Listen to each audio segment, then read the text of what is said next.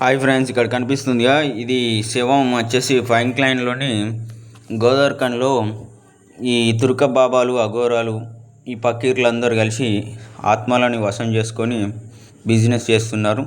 వాటికి సెక్షువల్ కోరికలు నెరవేరుస్తున్నారు. ఈ ఫైన్క్లైన్లో ఉన్నటువంటి మసీదు దగ్గరలో ఉన్నట్టు బాబా హస్తం ఇందులో ఉంది. ఇందులో అందరూ మాంత్రికులే ఉన్నారు. అయితే వినయ్ కుమార్ అనే వ్యక్తి 2012లో చనిపోయాడు. ఈ ఆత్మని వశం చేసుకొని ఒక స్త్రీ ప్లాస్టిక్ సర్జరీగా మార్చడం జరిగింది.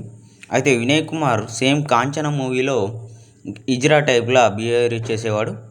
అతన్ని వాళ్ళ ఇంట్లో వాళ్ళు గెటౌట్ చేస్తే అతని ఆత్మఘోష అక్కడ ఆవేదనకు గురైంది.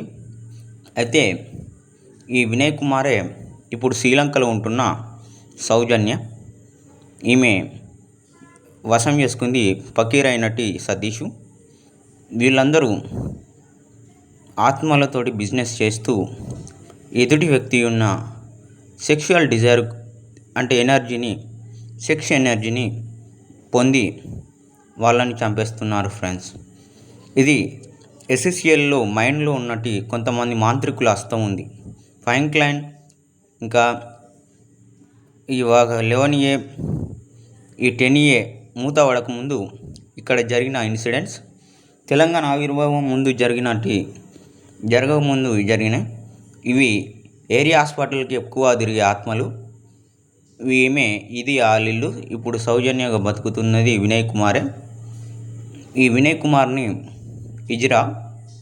ఇతన్ని వశం చేసుకొని ఈ ఫకీర్ అయినట్టు సతీషు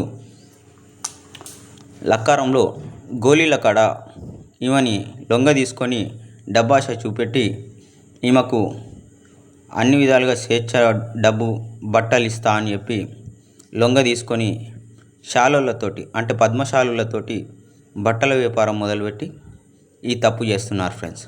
దీన్ని కోర్టులో కేసు వేయాలని భావిస్తున్నారు.